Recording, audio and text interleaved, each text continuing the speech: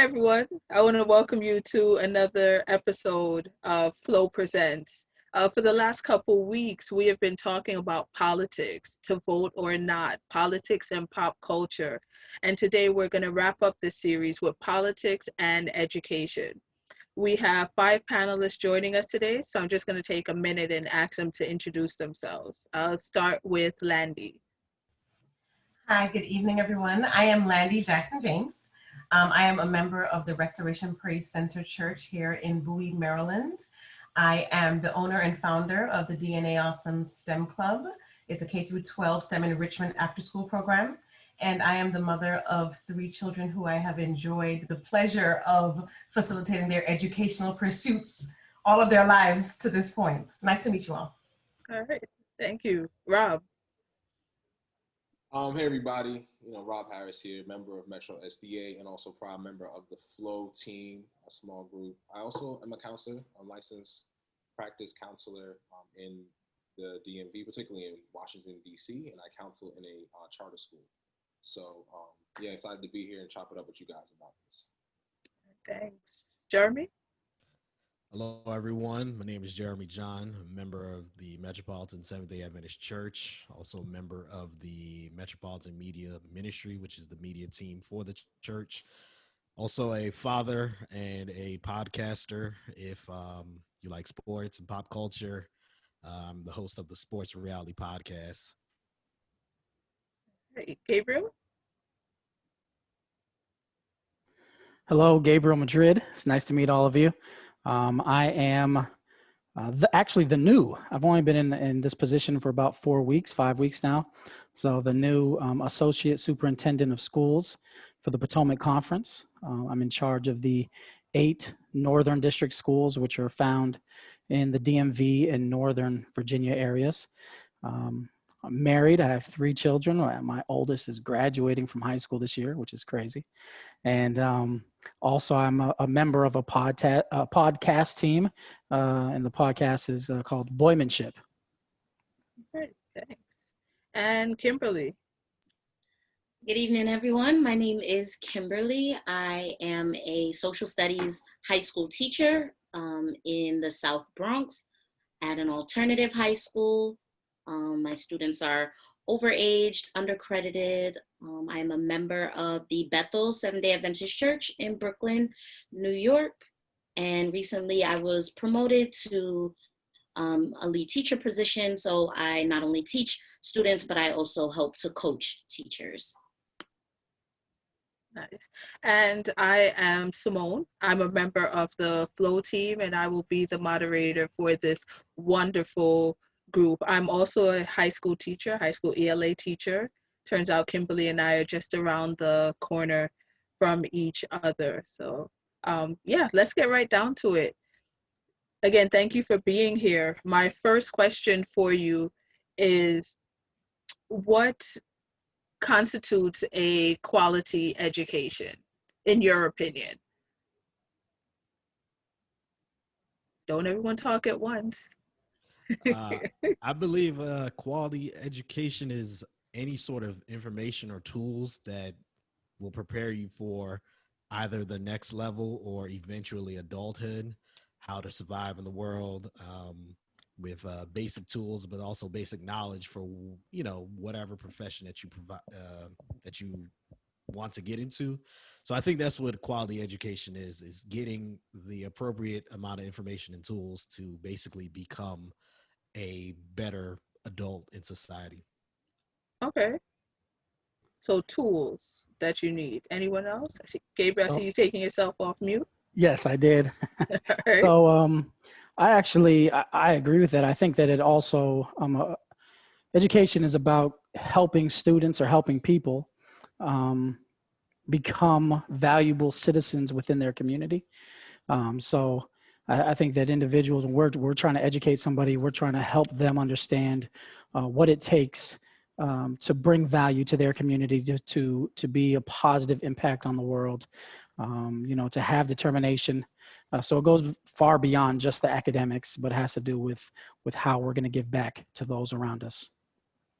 Thanks. And I would even add to that, in addition to, yes, what Jeremy and Gabriel said, How do we get students to be able to contribute positively to their communities? How do we help support them K through 12, you know, until they're adults, to then be able to do those things of looking and working for their communities? I think that a quality education also includes the teaching of identity, who you are, you know, the teaching of where you have come from. So history, you know, and I'm not just talking about Black history. I'm not talking about American history. I'm talking about biblical history. Like, who are you?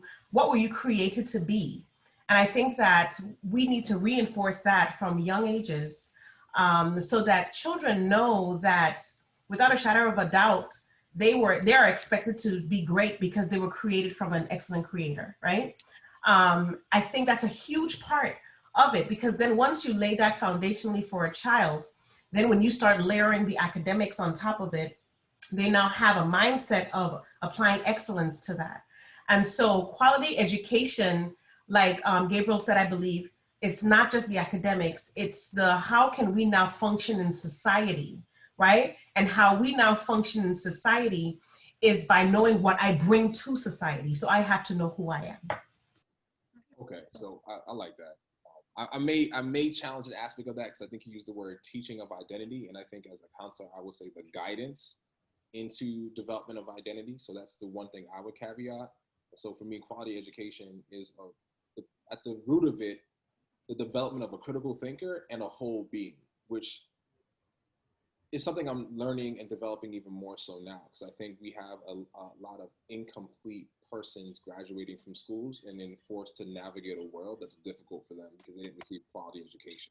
And I think that includes emotional intelligence, which is a big thing, right? That just your ability to navigate yourself and the interacting spaces between you and other people. So a critical thinker, quality education is developing a critical thinker and a emotionally intelligent being who can now determine for themselves who they are and what they want to do with all their skills and ability. I think with all of that, also, I agree with all of you. I think what also is super important is that education should be culturally responsive. A lot of students, when I grew up, education was just what it was, right? You just learned, you went to school, you got this diploma, this degree, and that was it. And I see education as culturally responsive in order to get to all of these other things, right? When students don't trust us, when they don't know who we are, when they don't see us as human beings, we miss the opportunity to allow them to get those skills that they need. And I think, so I believe that a quality education responds to student need, and then you can fill in those gaps or bridge those gaps to where you think you need them to go. All right, so you guys brought up a lot of good points. Critical thinkers, individuals that can navigate the world, knowing self, biblical self as well, identity as well as cultural history, all these different things. Now, I teach at a public school, and Kimberly's at a public school. Rob? Public charter. Public charter. Gabriel and Landy, I know you're connected to our SDA schools. And Teaching to the graduate of SDA school, right? Who? I think Jeremy's a graduate of SDA. Yeah, I went to all SDA schools until college, pretty much. And when I say college, as an adult, I started out at Washington Adventist and then eventually went to University of Maryland. But yeah, pretty much SDA all the way up. Okay, so I'm on the same here. I went to Adventist school, elementary level, high school level, college level. Now work in the public school system. Also attended public universities. Now in the K through 12 system, we have something called teaching to the test, which I'm sure you've heard about at some point in time. For our viewers who don't know what that is, it's basically just getting students to take in some information that they will then regurgitate at a later time on a state exam. Now, going back to the previous question about quality education and building critical thinkers and global citizens, are we doing our students a disservice with this teaching to the test and creating critical thinkers? So yes, the answer is we are. And I want to say what my annoyance is, but I'm grateful for the time that we're living in right now, is how we have failed to acknowledge how we have internalized the systemic racism that was like just mass produced in schools. That's the best smart way I can put it together. Like the schools that we have right now are from a system and during a time when racism was rampant, and they modeled a type of learning that was very like do as I say kind of thing. Just take this in, do it as I tell you to. It wasn't culturally responsive. It wasn't accessible, and quality was arguable at best. And so what we do now, that teaching to the test is basically say, well, do what I've told you to do so you can be able to do this particular thing in this particular way. There's no deviation from that. There's no allowance for individual self. I mean, for example, I tell you right now, I challenge my teachers on this idea of what does a good class look like, right? Because we're taught a good class is quiet. And if it's quiet, that means they're learning. Well, is that really a good class? If you're quiet, does that mean you're learning? I like to draw, paint. Shout out to me. This is me right here. I can be quiet and I can be gone. Like I can be nowhere near where my physical body is in the moment. I have learned absolutely nothing. So my answer to your question is, I think teaching to the test is the greatest disservice that we can do to our children. And we mask it. Let me call out my educators on this. We mask it in other things. We mask it in like, oh, well, no, it's just a curriculum model. That curriculum is still teaching to a test. It's still a guideline to teach them a certain way. So I think it's a disservice. To respond to that, I think, especially for me, I teach social studies and my students have to take these history regents exams in order to graduate high school, right? And so I spend endless amount of hours creating curriculum for them to be able to pass these exams. And what I've realized over my career is that I'm getting less students to pass the exam when I am just focusing on the exam. I get more students to pass the exam when they have discussions, when they ask questions, when they question each other, when they question me. When I focus on skills, when I focus on things that they are more connected to, they want to write more, they want to answer more, and they do better on the exams. So I agree that it is a huge disservice to teach to exams. And yes, we are held to these expectations, right? I'm getting rated on how well my students do in these exams, but I know what I would feel if all I focused on was the exam and I didn't focus on skills that I know they need to survive in life, being able to discuss well, being able to share their opinion, listen to others, all of these skills that they need in life. And it translates into the exam when you really allow them to do those things. So definitely teaching to the test is a disservice. I'll also say, so just to give a little context, right? I am not a product of SDA education. I grew up outside of SDA education. My husband, however, is, and we made a decision as a family to raise our children in the SDA system, school system. That was strictly on faith on my part. Not that there's anything wrong with it. I just felt that there needed to be more. But the education of my children has been, undoubtedly, the most stressful thing in my entire motherhood experience.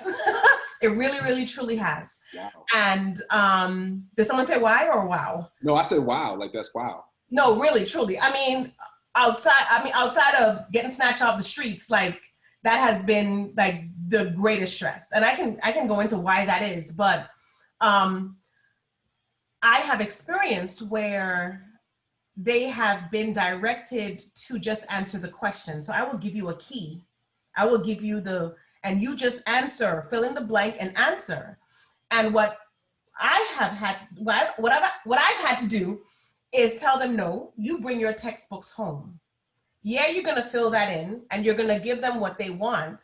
You're gonna take that test and you're gonna do that, but you're also going to read the chapter and you're going to read and research what this is so that you have now a holistic understanding.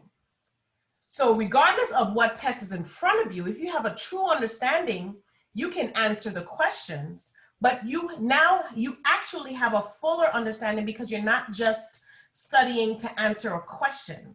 And it's unfortunate that the teaching to the test thing is now a thing. And it's tied to teacher performance. It's tied to budgets. It's tied to programs that come to the school. Those metrics are used. And so now the focus is on the metric that's coming from that test, as opposed to focusing on the child and figuring out how to discover if you are being effective with teaching a child, and not just whether or not that test has reached a certain data point that you need it to be at.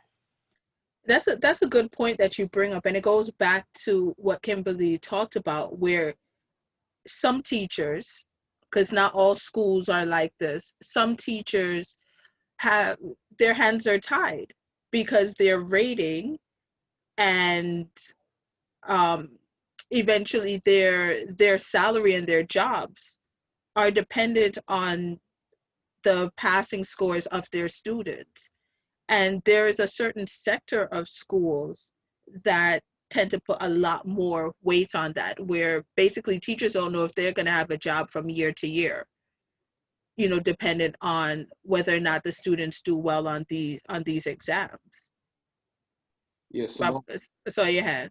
yeah, this is why I think we talk about this. So I see the politics come into this, because we talk about being critical thinking. We know the issue, yet why have we sat, and we've allowed it. My thing is, I realize we've allowed it. We all have voting rights. Like, we all have rights as citizens in the United States. How much we believe those rights are fully empowered, I guess, is the thing in my brain. Like, how much really those rights are applied in all situations. But we can vote our superintendents. Like, we can vote to encourage the change in these policies, because I think you're right. Like, I work in a charter school model, and I have a friend that has, the longest she has worked at a charter school might be 2 years by choice, because charter schools aren't protected by unions. So whereas unions allow for job, certain balance in pay scale, charter schools, they want to pay you dirt, they pay you dirt. And if you need dirt, you take it. So she has bounced from charter school to just up her pay scale. And that happens because there isn't no security, there isn't any comfort or protection for yourself on both ends. So I say all that to say, because I feel like we need to be more active. Like, we need to really recognize that we can change the system, because if not, then you will have people doing exactly what you said.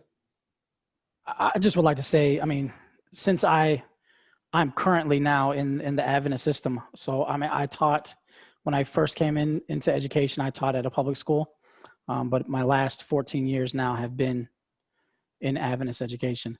So I mean, we don't necessarily deal with the same situation as public schools, right? We don't have a test that will determine teachers' employment or funding like public schools. At the same time, I do understand why the public school system has gotten to where it is, because in the Adventist system, you don't have those tests. So then it really varies school to school. It varies on how you actually evaluate your educational experience. And so if you go back to how we got here in the public school system, it was because we saw all those tests that we're doing terribly as a nation. And so they overreacted, or I don't want to say overreacted, but they came up with a plan that they thought was going to help bring our students' scores up. And the problem was they put a Band-Aid on a wound that actually needed to be operated on. They focused on things like a test, when really they should have been focusing on improving teacher education programs, improving principals, improving instructional coaching that goes on in the system, because that's really where the issue is. And then we would have seen improvement without having to worry about this test. So that's just my thought on the issue. Yeah. And so now we end up with a situation where we have different educational models. Kimberly and I, as I said earlier, we found out that we're at high schools literally like 2 blocks away from each other. She's at an alternative transfer school. I'm at a consortium school. So at consortium schools, we do not do Regents exams, which are the state exams here in New York. We have a waiver except for the ELA exams. Instead, our students do something called PBATs, performance-based assessment tasks. So it's more project-based learning. So it's not, we have 6 weeks, we need to cover this much in US history, and you get it, good, you don't get it, too bad for you, we have to move on because I have to cover all this material, right? That's how it is in a lot of Regents-based schools.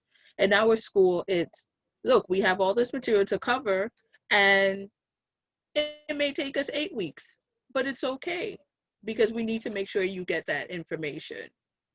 And if it goes into week 9 because a student still doesn't get it, that's cool too, because we want to make sure that everyone knows what it is that they have to do. So we have these traditional schools, so to speak, where students are being taught to the test. We have consortium schools or project-based learning schools. We have individuals who are homeschooling, or as somebody I know calls it, unschooling, right? They follow no curriculum. They it's basically whatever my kid feels like learning today, I'm just going to make a lesson out of it. I know that we have our traditional Adventist schools as well as our Adventist forest schools. A friend of mine sends her kids there. We have charter schools, we have independent, we have Christian schools, all these different types of educational opportunities. I know I just gave you a mouthful, but do you think that there is any one type that is, I know I see the faces, do you think there is any one type that is more beneficial to students than another? Maybe at a certain age in life, maybe at like, preschool to 3rd grade, one type is more beneficial than others. Is there another type that works in high school? So I'm gonna try to make Robert upset. You might make me happy. Let's go.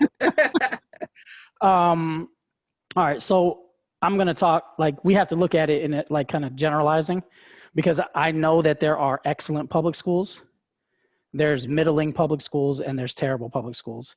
There are excellent Adventist schools, middling Adventist schools, and terrible Adventist schools, right? So we're looking at now just the organizations or the groups as a whole, right? The system. And I think you have to kind of look at the mission of the system in order to determine which system truly has the best vision and plan, right? Now, again, the system may not be actually following through, right?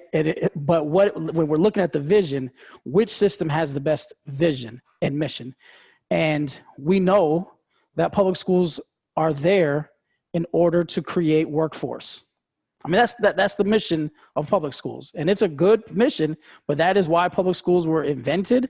That is why they're here, is to help students prepare for the workforce. Now we have some, of course, now it's been hundreds of years. We have charter schools that have different missions, right? I've gone to some charter schools that have great missions, amazing vision for their students. We have private schools that have their own. I think as a system, when you look at the Adventist system, it's a holistic viewpoint. So again, I'm not talking about school A, B, or C. Okay. And I know I work in the Adventist system, right? I'm an associate superintendent. I'm not going to lie to you. Like, I've been to some schools and I'm like, I would never send anyone that I loved or even respected to that school. Right? It's just the truth, right? Some schools are just, they're that old saying that the worst Adventist school is better than the best public school it was never true. It just was never true. But again, the mission of the Adventist educational system is one in which we are trying to create or help develop people who are their own thinkers and not just mirrors of other people's thoughts.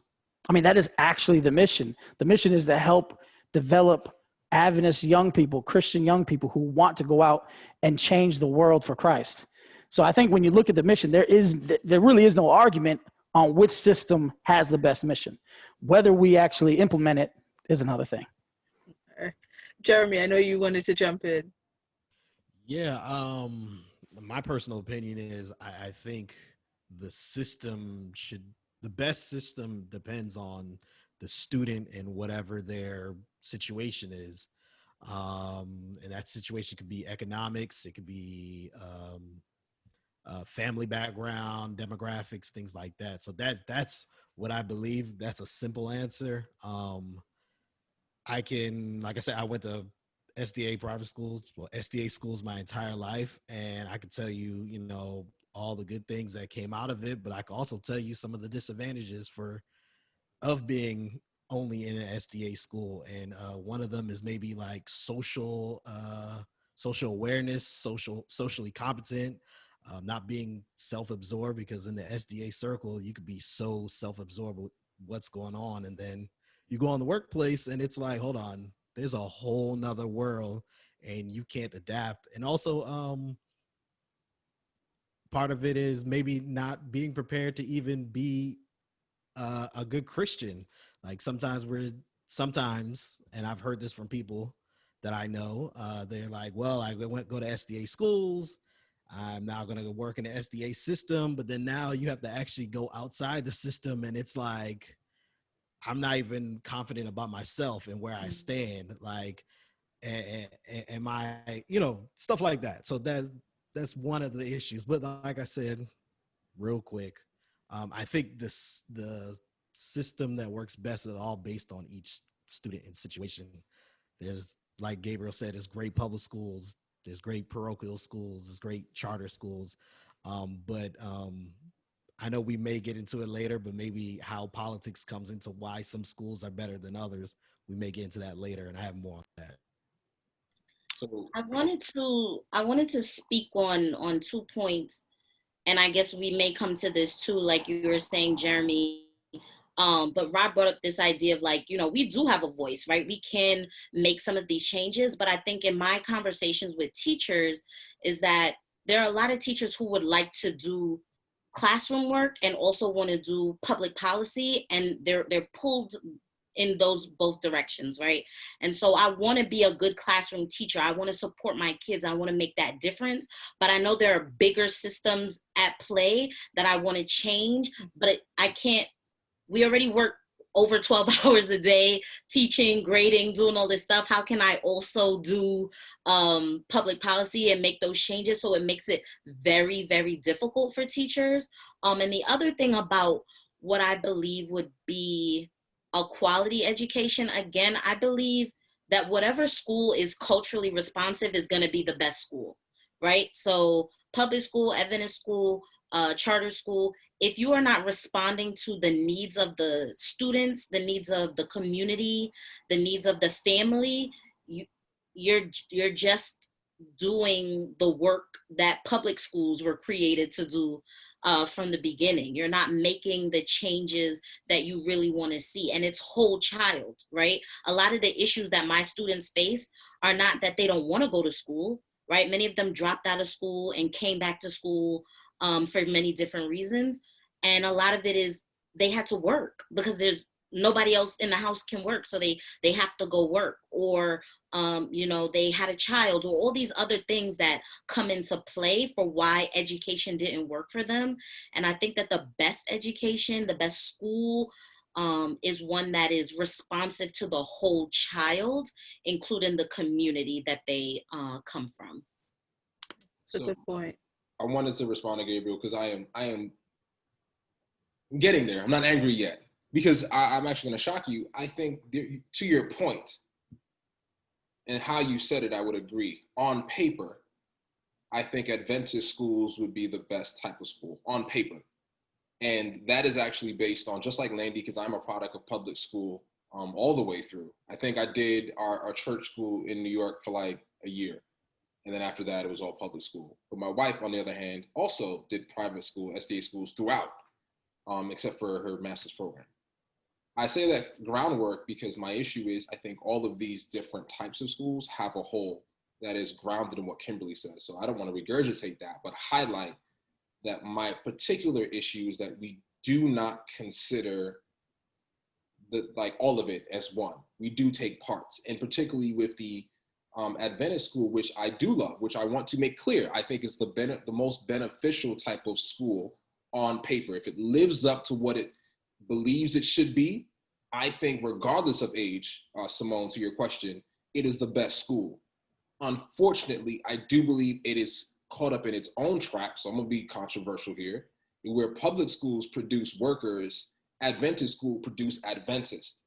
Unfortunately, if you're Adventist, it doesn't. Not always good ones, though. First of all, I don't think we should be producing just put it out there. Period. I think we should be producing Christians who may say they are corporate or they associate with the Adventist church. We should be producing Christians. I think when you produce an Adventist, you produce somebody who is already hampered, because if you don't meet somebody who else is Adventist or who connects with your thoughts and point of view, like Jeremy said, you go, what? And so I will give God thanks, because though now I say, hey, God bless me with the ability to put my kids in Adventist school, I recognize there is some blessing in me going to public school, because there are some things I can connect with and I could connect with that some of my more prized, and I'll say this, in my church, you are more prized if you went to Adventist school. Without saying it, we always promote it. And I look at my brothers and sisters and it's like, y'all struggling real hard right now just to connect with life. And I'm all right. And I'm still here in church, so. But then that brings back my point of is there an age, right? So there's a saying, somebody could correct me if I'm wrong, but Catholics say, give me your child from 0 to 7, I give you a Catholic for life. So if we decide that, you know what, I'm going to put my child in Adventist school until they're 7, or let's say 8th grade, right? The real formative years, give them that foundation. You know that what they're learning in school matches up with what you're teaching them at home. And then in high school now they can get the experience, to interact with other students, other non-Adventist students, see the world for what it is, but they're a bit older. They're able to hopefully make more conscious and moral decisions. Would that work? Is that an option? So I can speak for I'm sorry, was that a question for Gabriel? No, anyone. That's so I can speak for myself personally, all right? I mentioned my 3 kids. My eldest one is currently in public school at high school. I'm taking them out at 8th grade. So they get Adventist kindergarten through 8, and then I take them out. The reason for that is, and there's so many thoughts that's going in my mind right now. The reason for that is because I want all of them to not be in shock when they meet people who love God and who aren't Adventist. Mm-hmm. I don't want them to experience that shock, because I experienced that shock when I arrived at college. Now, I didn't go to an Adventist school. I went to a private Christian school, but not an Adventist school.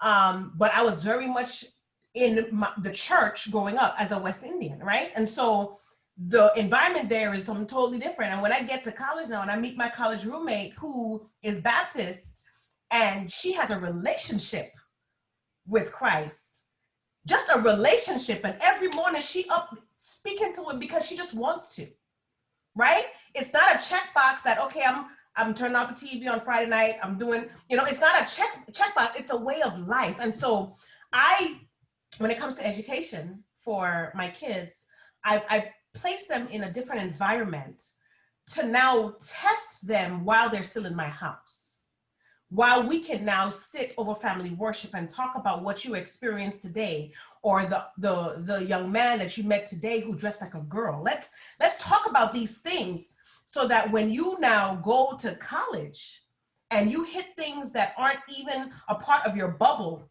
I call it the bubble, that aren't a part of the bubble, you know how to not just interact, but not judge them because they're different.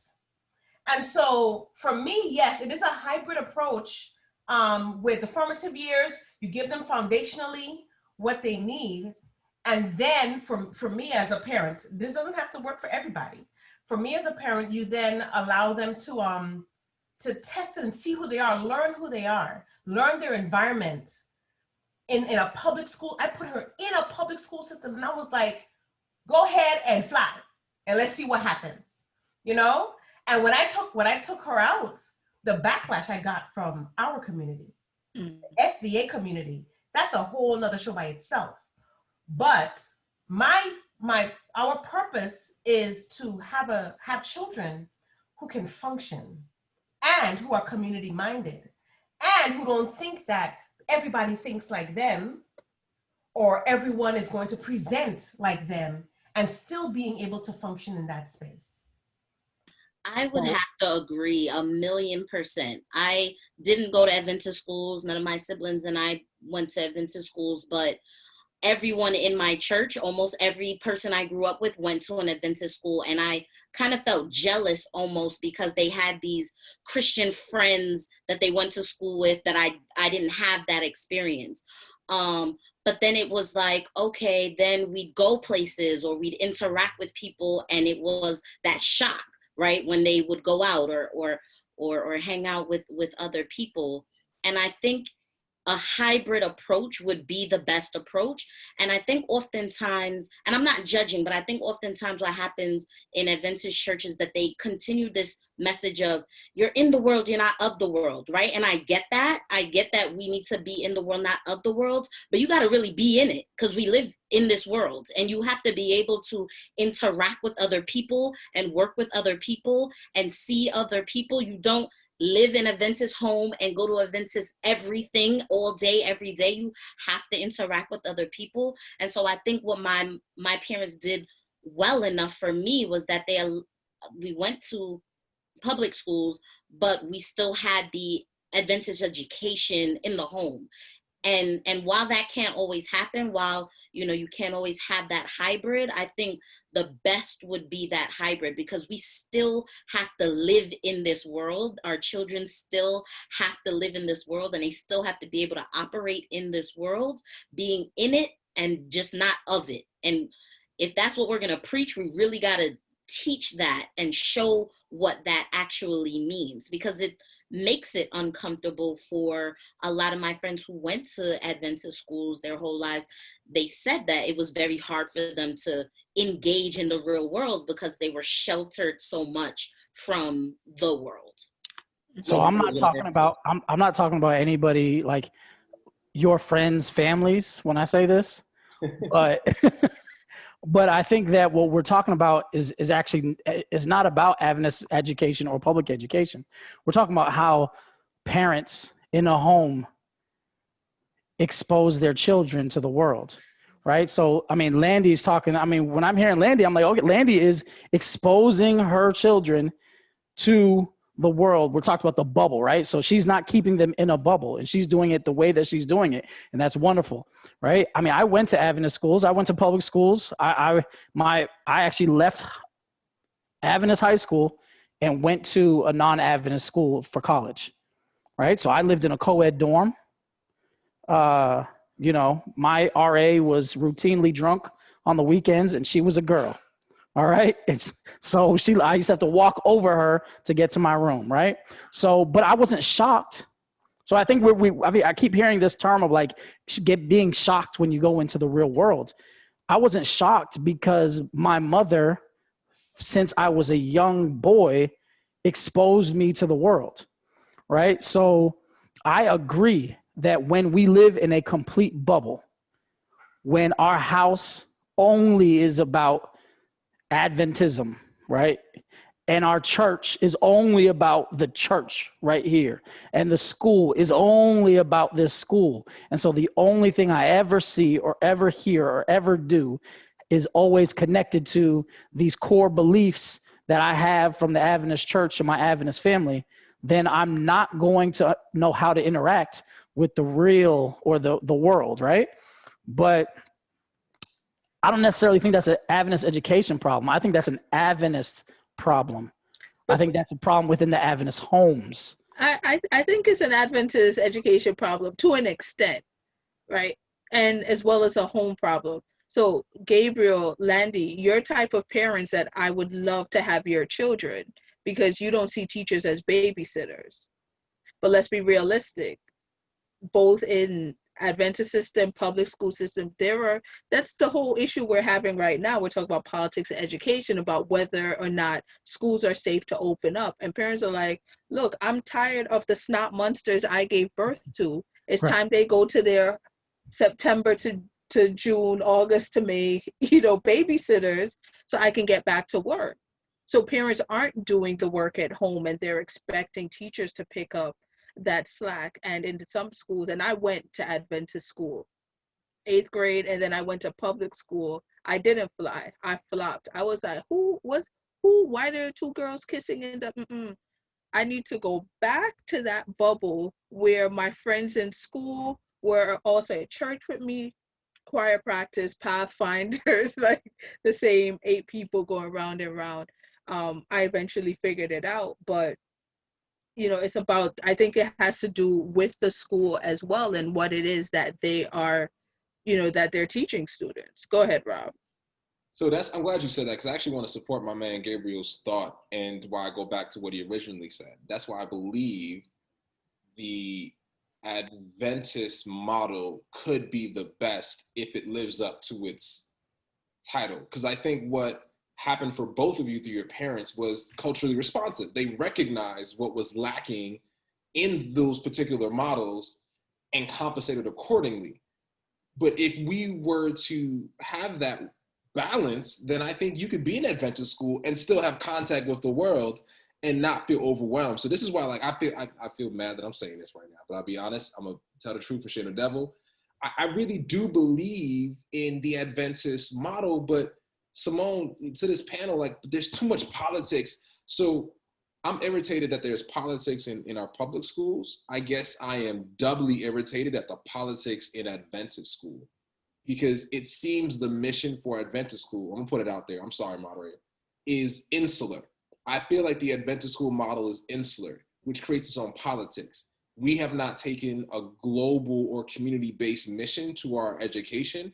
And so therefore because anything that creates isolation, I naturally just repulse against. Like, I'm a rebel in that regard. If it's a box, I want to be a circle. If it's a circle, I want to be an oval. I'm gonna keep just going outside. And I feel like our Adventist model isn't accessible. And the politics to keep it that way irritates me as much as the politics to keep public schools in their boxes. So when you say it's not, sorry, Landy, I just want to clarify, Rob. When you say it's not accessible, what do you mean by that? Financially? Yeah. So I'm gonna take my little second to shine. I think Adventist schools should be more accessible to people in our communities. Like, if our Adventist school only have people that commute to that church there, what good are you? Like, what? Why? My wife talks about her model, and I'm gonna give her 6 in the shine. Her story's better. But she says at her school, a lot of people from the community went there. And I was like, I've never heard of that. That's rare to me. Yeah. Because most likely an Adventist school is filled up of Adventist people, who therefore you go back and ask for their Adventist money to support the Adventist school, just so they can continue to go there, which is why, Gabriel, I said it's that model of producing Adventists. But our model is dope. Like, I think the Adventist message, or the message that we promote as Adventists, is dope for Christians and is good. And you have smaller classrooms, and we can develop relationships in a way that's real. So why are we not promoting that for the community? So that's why I feel like it's not accessible. I don't think it's accessible for the community. I don't think it's. I don't quite agree, but go ahead, Landy. No, I agree. I think that our schools, we've priced out the communities that we sit in. I think that we can't get to a majority of the Adventist schools that I know. They sit in communities that have a need for our message. But you find, as Rob said, most people commute into the school, and the neighborhood kids go to the public schools. And we don't make it accessible, as he said, because our money goes elsewhere. Can I just say that? If education was primary, Rob, why are you hiding? Don't pay him any mind. Go ahead. I may want a job in the future, Landy. I may want a job in the future, so I gotta be real careful what I say from here on. But I'm just saying, put your money where your mouth is, okay? I remember being plagued as a parent with the rhetoric from the pulpit, support Christian education. Christian education really meant Adventist schools, Adventist education. That's what it really meant. But Are you supporting the families that have 3, 4 kids that can't afford to pay $2,000 or $2,500 a month on tuition? How are you supporting that? Right? So you want me to support you and come for you, but you're not coming for me. And so how does that work? So I feel like we've priced it out because our money goes elsewhere. We don't put our money to educate the next generation of leaders coming out of our schools. And so because of that, we now rely on parents' tuition to run that train when it's not effective, because now you're making yourself inaccessible for those who can't afford and who may need to be in those buildings. Our model, absolutely. If we were community focused, if our focus was, let's look at where we're placing our schools and how can we reach the children within a 2-mile radius of this school, then we would look completely different while keeping our mission, which is on point. But we price them out, and that's unfortunate. All right, hold on, Gabriel. Sorry, one sec. Jeremy had his hand up for a minute. Go ahead, Jeremy, and then Gabriel. Jeremy, are you there? Looks frozen. Looks frozen. All right, Gabriel, go ahead, and hopefully he'll unfreeze. So I agree with what Landy just passionately said, and also what Robert said. I guess what I want to say is that I was just more second and third, like within the SDA circle. It's not accessible to people outside, financially and socially, to be honest. And I'm going to tell you as a person who went to Tacoma Academy in the Potomac Conference. We were in Tacoma Park, Maryland, but like Landy said, everyone came from everywhere else. And we have a community in Tacoma Park and Langley Park that not only needs help, with education, but spiritually also, So I would say that was one thing that finances kept people out of that school. And then also almost like the fraternity cliquish attitude of administration and parents. And I've definitely witnessed how some students were treated a certain way because their parents were Dr. So-and-so, lawyer so-and-so, but their classmate who their parent was struggling and working 2 and 3 jobs, they were treated totally different. So that for sure is one of the things that I know that is definitely plaguing specifically the SDA church. So like I said, the finances is way too expensive, and this church is way too large to not subsidize members and non-members for our schools, and then just the cliquish attitude. So right, go ahead, Gabriel, and then Kimberly. I'm actually glad that Jeremy was able to get back on and we got to hear what he said, because now I can lump all three. At first I said Robert and Landy. Now I can include Jeremy's comments. So I agree with all those things. So just quickly, before I came to Potomac Conference, I was a principal of the first and largest Black Adventist school in the North American division. Okay. And it is also one of the most political places in the world. So I understand everything that everyone is saying here. Right. And I came in not as like a made man, if you will. Sorry if I'm using like mafia terminology, but I didn't come in as a made man, right? I didn't come in as like a dude with a name. So when I came in as the principal, I completely understand the politics that go on in the church, and it kills me, probably more so than Robert, because I'm the one who has to actually engage and have to deal with it every single day, right? I do think, though, that the things that we're talking about are broader than Adventist education, right? So tuition is a problem across the board in any private school. And actually, when you look at Adventist schools versus other private schools, usually our tuition is much lower, right? But that's still an issue because those other private schools may have different missions than ours. And I do agree with everyone that, you know what, we are in communities that we do not go out and seek to help. We do not create financial structures that bring them to the school and make it affordable. We do not outreach to those individuals in those communities. But that statement could just be Adventist churches.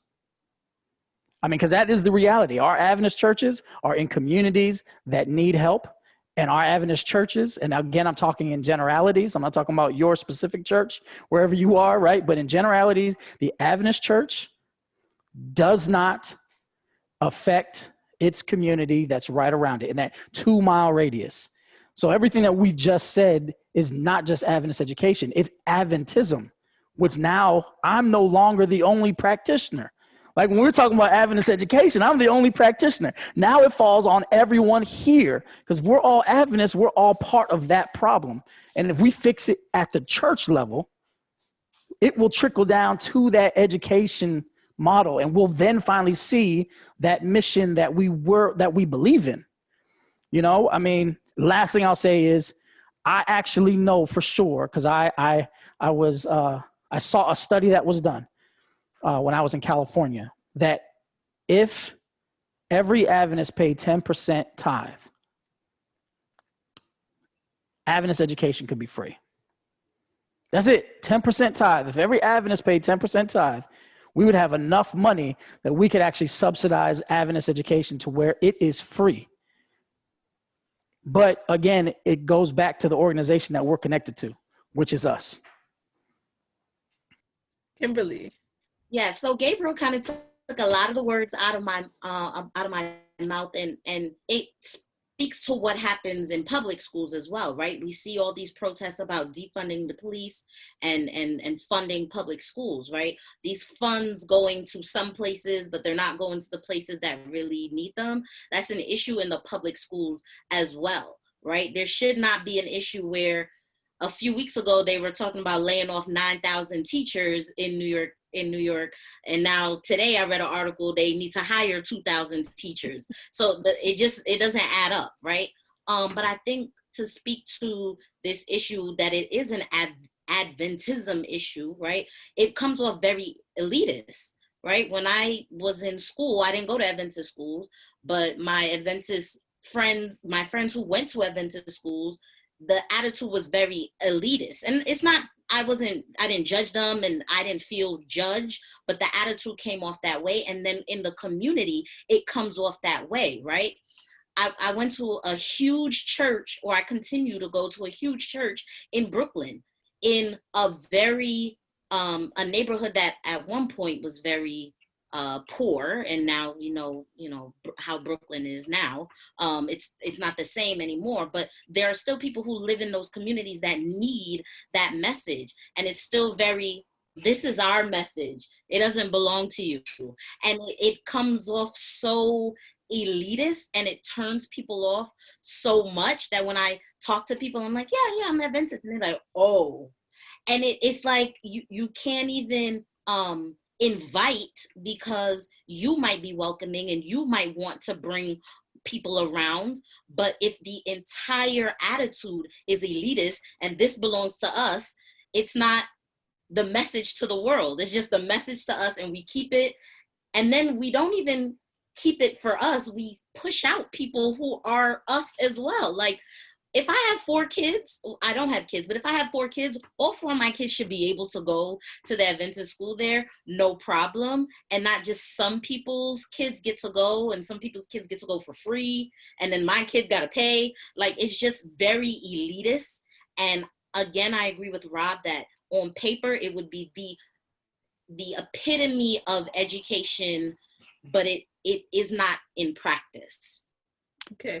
So I want to throw out a couple points from what has been said. One, when we talked about the individuals coming into the schools, like them being commuter schools, not servicing the actual community that they sit in, the elementary school that I went to was very much a commuter school because it was the only Adventist school in the area. So you were coming from the North Bronx, Lower Westchester County, if you're familiar with New York, to go there. And basically anyone of a certain age went to this school. But what I've also realized as I got older was that a number of my classmates and other students in the school actually weren't Adventists, but their parents believed in Adventist education. But I had friends who I attended church with, whose parents were like, I'm not sending my child to Adventist school, but they turn around and spend the same money and send them to Catholic school. So it makes you think, what is it about our education as well, where others are seeing the value in it, but we aren't seeing the value in our school system? And you guys talked about money. I know independent schools that costs, $40,000 a year for preschool, and people are paying it, no problem, no question asked. But Adventist school is always so expensive. So I just wanted to say something really, really quick, just because it brought up something that I experienced with a friend who was in high school at the time in an Adventist school, and I was in high school in a public school. And I think from my experience, and I can't speak for everyone's experience, the experience was what they saw as the quality of education. So my friend was attending a school where they didn't have labs in her school. And I thought that to be so weird. Like, your parents pay all of this money for you to attend this school, and there's no science lab.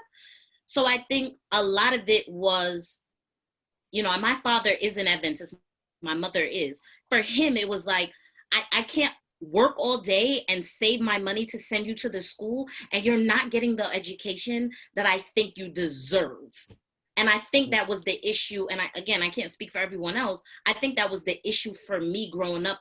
This costs so much money, and you're not getting half the things that my poorly funded high school is getting. And that just seemed absolutely ridiculous to me. Go ahead, Rob. I wanted to add, because Gabriel has been like just taking out all of my weapons. I got nothing to throw back. So I got to support this, because I think what you said, Gabriel, is real for me.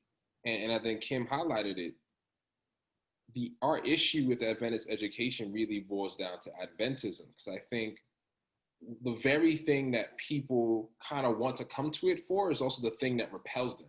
Like that sense of elitism, that idea of like, it's so special. Some people get a crack at it and you're like, oh, this really is special. So they want to come to it and they pay for it. But I'm generalizing based on my experiences. I've typically felt that in my experience, the elitism is more repelling. And so they don't even get a chance to be exposed to the education at large, because they're just like, well, y'all don't even want to talk to me in general. You don't know me or my needs, which is why the politics of it all bothers me, because Gabriel, that study I'm sure is true, but I'd love to know about why is it that most people aren't returning the 10%. I can argue, and as a spiritual leader, it's a spiritual thing, but I wonder how much is at play because of that elitism, because of some of the other politics that are wrapped up in our denomination that I'm sure is found in any other sphere of influence is out there that prevents people from therefore returning that fund, because it would go to that. Because I know in my circle, if people knew that their 10% would result in free education for their children, they would. They don't all the way believe that their 10% is going to go to freeing their kids. So that's the other topic. That's politics and Adventism, Rob, which you're going to moderate next week. Whoa, pause. Nope. But I'm talking about this idea of politics, at least for me, I hope everyone watching, is this need to be involved and to really understand more than the generalization. So we're having a general conversation, but I think there's deeper layers here. Like, my big thing is, at any church level, get involved. If you're an Adventist, if you're a member of an Adventist church, go to your board meetings, sit down, listen, and ask questions. Like, ask them, do we have a fund that's available and accessible for all members, right? What does that look like? How do they know that? Do we have access to the community? Because I think when we don't get involved in that political arena, if you want to call it what it is, a political arena, it's like a place where you can vote, you can hear information. If you don't get involved there, then you will see things happen and you're like, oh, I don't like that, but you didn't do anything about it. That's kind of my statement. I agree with Robert. I mean, to be honest with you, that's why I'm still in Adventist education. Like I said, I started out in public schools, teaching in public schools, and I felt like I supported the mission of Adventist education, and I wanted to try to be that positive change. So I completely agree with you. Like, that's the reason why I'm still in it. The reason I'm still in it is I'm like, look, I still feel like we need people who can try to push us to that vision that we all believe is possible. You know, so that I get it. I get you, you know, and I'm glad I was able to break a few of your spears. So I wanted to I wanted to bring out a point. I know we've been talking about this for a while, but looking at the larger picture of politics and education, um, student loans, right, are a real, I'm not ready for that. it's a That sore conversation. spot for some people. You know, I see a lot of you cringing right now. It's Sabbath, so you're like, I don't want to talk about money, especially not student loans. But on a more serious note, um, I think we've all heard by now that Ruth Bader Ginsburg passed, which leaves a seat open that the current president can fill, right? And this seat on the Supreme Court can really um, determine a lot of things in terms of education, student loans, laws that come into place. And I just want to ask you, do you think that lawmakers without an education background sometimes have a bit too much of a stake in what happens in the classroom and what happens in school buildings? I do. I mean, I'll kick it off because yeah, I do.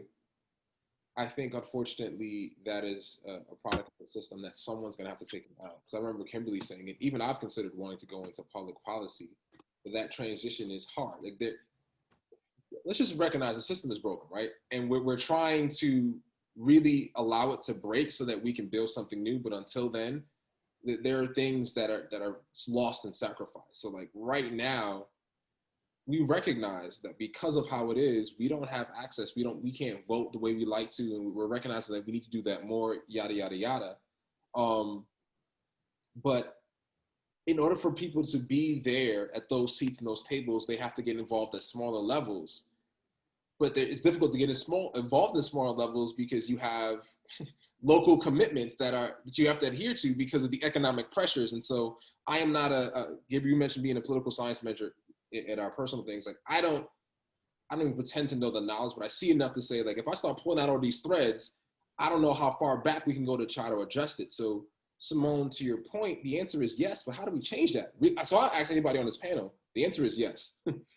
Right. We shouldn't, people that aren't involved in education have too much say in what happens in the field of education. Isn't that how we end up with charter schools? We should have some benefits because they do challenge the system in ways of growth. I'll say that for my charter school because I don't know if I can say that now. The charter school that I'm a part of is so large in the area that I'm in that it could become the public school system because of how accessible it is. And they're trying to do things differently because they are broken away from the public school model. But that being said, there's still some things hampering them. Excuse me, I'll be right back. So I don't know. That's kind of a half thought. All right. So I think that, I mean, we have our Secretary of Education who knows nothing about education. I mean, I think people who do not have education background should not be in leadership positions when it comes to education, right? Your chancellor of schools, your superintendent of schools, your principals, any person in a position that makes decisions for education should have been an educator. I don't think that there's any like other answer to that, because a lot of the issues that classroom teachers face are things that the lawmakers can change, but because they don't understand it and they've never been there and they haven't seen it, they don't make those decisions that will affect us in a positive way, affect the students in a positive way. And so I've always said that. So it blows my mind when I hear and see and I'm affected by lawmakers or leaders who don't even know what it is to be in a classroom. How can you make that decision for me or my students and you don't know what that is like? very true. You're on mute, Jeremy. My bad. I would have to agree with what Kimberly said also. I've had my opinions about several school systems, SDA, public school, charter school, but at the same time, if you ask me to come up with a plan, I'm going to be like, I don't know. And I think that's what happens a lot with when specifically you spoke about Betsy DeVos, but even people before her, that we've had similar situations. So I think that's what it is. If you're going to be in a decision making position when it comes to education, you have to be an educator. You have to get a degree in education and for it to work, or at least get better. I was gonna add and say that um, maybe it's not a one-to-one replacement. Maybe it's making sure that you have the right people around the table, informing decisions, informing the discussion. I'm sure that there is some level of value that the current lawmakers bring, maybe, right? But what's definitely not happening is that teacher's voice, that educator's voice, you know, the person who is there doing and telling you how realistic this thing is that you're proposing. You know, maybe that's not doable. And let me tell you why, based off of my experience. So I think it's a matter of having the right minds around the table and not just relying on individuals who truly have no idea. If it were me in a leadership position who had that charge, then I would make sure I have the right people around the table to help inform the discussion, you know, and help inform the decisions. Now, granted, no, you're not gonna please everyone, but at the very least, you have the right stakeholders present. And I find it irresponsible to make those types of decisions and absolutely do not have your hand in it at all, other than just carrying the title. I find that to be so irresponsible for our next generation. That's a good point. So a good follow-up to Jeremy, you mentioned about a person having some type of a degree, background, educational background. But is that good enough? I know that with the what's the word I'm looking for? The development basically of especially charter schools, there were these individuals who were just coming in. They got a master's and maybe a year or two in the classroom in terms of with students, and they would be principals. Or they were just going straight through school, getting their administrative degree, and then ending up as principals. No time in the classroom, no, you know, real leadership skills, or they're coming from a business model. So does the degree alone qualify people? No, I don't think so. sorry. I don't think that my bad, Gabriel. I don't think the degree on its own is enough. I think you need, like you said, classroom experience, and managerial experience also. That's what I think. Yeah, and I would actually say that I kind of piggyback off of what Landy said a little bit. That I think the perfect candidate definitely is an educator, right? You want educators to be the leaders that are making the decisions for the schools. But I think there are situations that there's some evidence that, there's been some people who have made very good decisions and have created great models that were not educators. Doug Lemov is somebody who comes to mind with Uncommon Schools. I mean, he wasn't an educator, but at the same time, that means you have to have people in the room who can talk to you about that actual experience. Because if it's just theoretical and you don't have any practice, you're going to fall short. And I think to add to that, what I was saying earlier, when Rob was asking about, like, we need to get involved, it makes it very hard for teachers.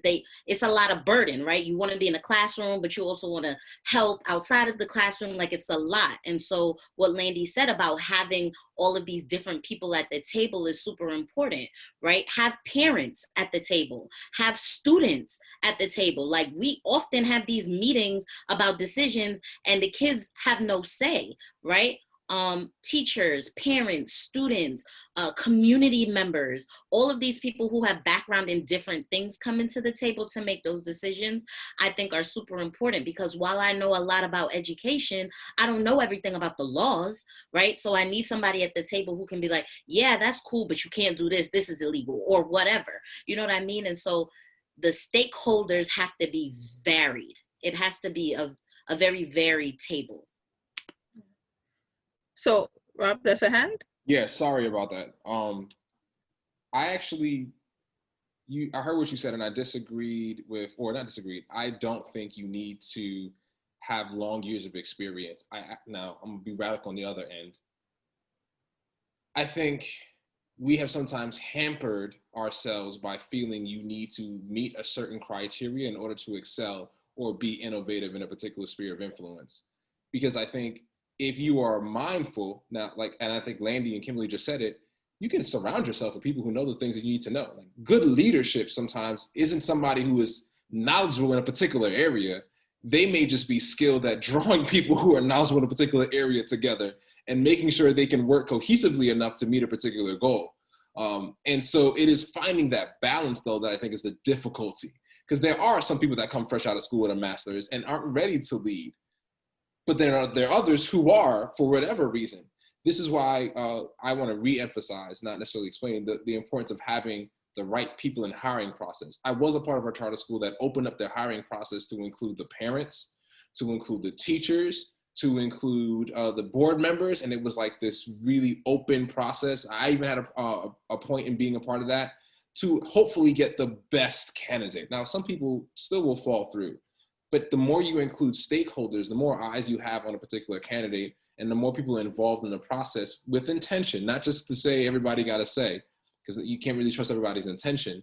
But if you can be intentional about who you sit at the table, you might be surprised at who the person is the best fit. And sometimes it might be the vet, right, who's in the classroom, who dug it out for years. And it could be the newbie who says, hey, I'm just willing to really put my all into this and try something differently. I could hear that. I hear what you're saying, but I know experience has said, look, we could put it in the situation right now, right? I'm in New York, where the schools are basically controlled by a politician who's probably surrounded by educators, but are they listening to what the educators have to say? Not really, right? But I touched on it before. I just wanted to get a final thought on you from you guys. I don't feel like we can end a talk on politics and education without asking, are student loans a necessary evil? Currently, how the system is created right now, for most of us, yes. But I mean, is it a necessary evil? Should it be a necessary evil? No. But they've created this system so that we believe that we have to get a college education in order to get a good job. And then they continue to increase tuition, and we're all trying to, better ourselves and make sure our children's lives are better than ours. And so we take the loans, and then we find ourselves strapped and saddled with debt. So right now, yes, it is, but it shouldn't be. It's a messed up system.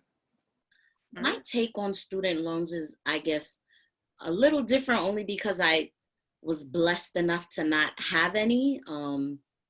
I was awarded the Bill Gates Millennium Scholarship, and I didn't have those loan issues. But when I talk to my friends about this, and I talk to my students about it, they see it, some see it as a necessary evil, because they feel like this is what I was told I had to do. I have to get a degree. And the only way I can get a degree, I don't have a father who can loan me $1 million. But then I think the issue that happens is that we don't have conversations about different options, right? And so everyone is not going to go to college.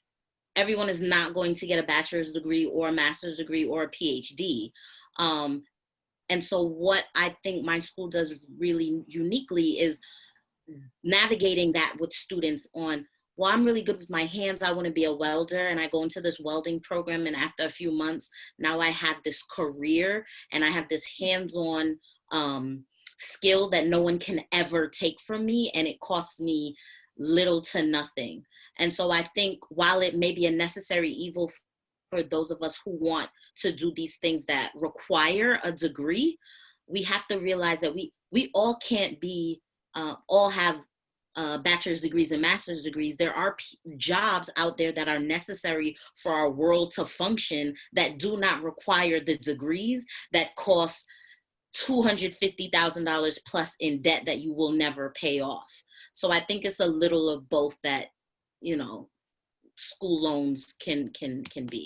So can I just real quick? I completely agree with Kimberly, and that's why I said I think it's set up for us to believe that. You know, when I said like they make you believe that you have to go to college to get a good job.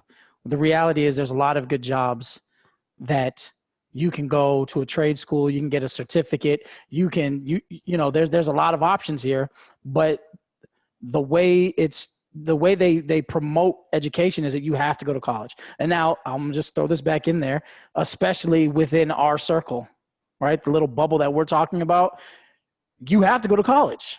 Like it's just you can't not go to college. There's a requirement, and so that's what I mean by the system. The system makes it so that we end up owing money for things that we shouldn't have to owe money for. And I would add to that as well, they stigmatize when you choose not to go to college. It's now a stigma. Oh, she's not going to college? What? And you're taking a gap year? You're going to trade school? What is happening? Like, you know, you paid all that money in private school for her to decide to do that, you know? It's like, it's stigmatized. And unfortunately, it's pushing and guiding and directing people into options that will have them $200,000 in debt and still coming out of school making minimum wage. Come on now. I mean, this system, it doesn't make sense. It does not make sense. So like Kimberly said, the ability to introduce options, you know? So yes, the various options outside of school. There are so many community colleges offering free education that then pipeline you into other schools that offer, because you came from that community college, free education. And these are the options that people don't know about. That's why my daughter is in public school now, because I know that plan. And I got 3 of them back to back, and who ain't paying college for all 3 of them back to back is this one right here, okay? So you got to know, you have to know your options and what's available, and then you have to know your child. So if they have a knack for electrician, to be an electrician, if they have plumbing, listen, that is honest and hard work. So do it well. Whatever you put your hand to, do it well, you know? But yeah, being able to destigmatize this whole, you got to get a master's, you got to get a PhD, you got to do that and whatever, and really looking into the options that are out there. Student loans, necessary evil depends on how you work the system. There are a lot of people going to school that ain't paying for nothing because there's grant money out there depending on what you're studying, you know?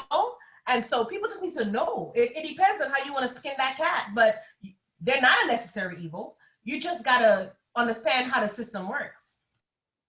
All right. Jeremy, Rob, final thoughts? I agree with what everyone has said. I think the system is broken. So for some, student loans is the only option. I also agree with Landy. There are so many different avenues to try and receive financial aid. But the key is, and I'll bring it back to the initial question, is what is quality education? Someone has to teach these students that these options are out there. Like they're not going to find out on their own. I know there's the internet, but you know, a teenager is not going to be able to find all those different avenues to figure out what is best. And also back to the initial question, what is quality education? I think it is trying to get these students to eventually understand or know what they want to do. So if being a doctor is what you want to do, then yes, you are going to have to go to get your bachelor's. You are going to have to go 4 years of med school. You are going to have to do a residency. But if you want to be a communications major like me, hey, a bachelor's is just fine. And you don't have to go to the biggest state school. And if you want to be a welder, you can be a welder or electrician. Real quick, I still have ties with Washington Adventist University with the athletic program. And one of the schools that they play is called the Apprentice School. And I was looking up stuff, you know, just for the basketball game that I had to that I had to work for, but I was actually looking up school information. The school is in Newport News, Virginia, and they literally pay you to come to school. Like, you don't have to pay to go to that school. They give you free housing. They give you, yes, you have to work while you're in school, but that's part of the education. And I was like, hold on. So they get a scholarship to play ball and they get paid to work and they learn a trade and they get a job. Yeah. So there's options out there, but the key is trying to actually get these young students to basically know all the options that are out there. All right. Rob? So I'm gonna take this platform and I hope everyone listens to everything said, because the answer is no. Loans don't have to be necessarily evil, but we do need to use our platform and be disruptors. I love everyone here has a platform and a voice, and I'm gonna use mine right now because I bought into that and I feel like I am attached to this. Yet now I'm aware of the options, so I do exactly what everyone has said, which is I tell people, know what it is that you want to do, because there are probably multiple options to getting there, multiple routes. And critical thinking is one of the ways you can discern that. Like we talked about, Jeremy said the original question. That's why you should develop critical thinkers, because then they can look at a problem, right, and find the best way to the solution for them. And emotional intelligence is the thing that allows the person who went to community college to get the same job someone did at Yale, because now they're in the interview working the interview. Right now, I'm doing the same thing you did, but I didn't pay as much as you did for it. So who's the fool now? I really think it is about understanding your options. I preach that so much because you don't have to have a loan behind your name. You don't have to. If you choose to, that may be the best route for you, and that's okay, right? But have a plan for it, because often what we didn't tell people either is how to develop a plan for the loans that they get. And the little 30-minute hour meeting they give you at the first time you come in and just before you leave, and you're like, oh yeah, okay, I'm ready to go. I have 6 months, before I got to pay this back. And that 6 months goes like this, where you may have applied for 2 jobs because you weren't spoon-fed, an internship or something like that. Like, these are all things that we do need to be educating our young people on. You do not have to get a loan. Emphasize, you do not have to get a loan. You do not have to have student debt. Have to. If you choose to, be wise about it, be knowledgeable about the best course to get you to a place of good global Christian citizenship. Awesome. Panelists, thank you so much for spending this time with me, just chopping it up as we talk about education and politics. I learned a lot from each one of you. And as always, as we go through each day, let's remember that we have duties as individuals, but also as Christians, to just guide our young people along a pathway that will lead them to becoming better citizens and just better individuals overall. So to our F.L.O.W family, thank you for checking in, and I wish you a good week.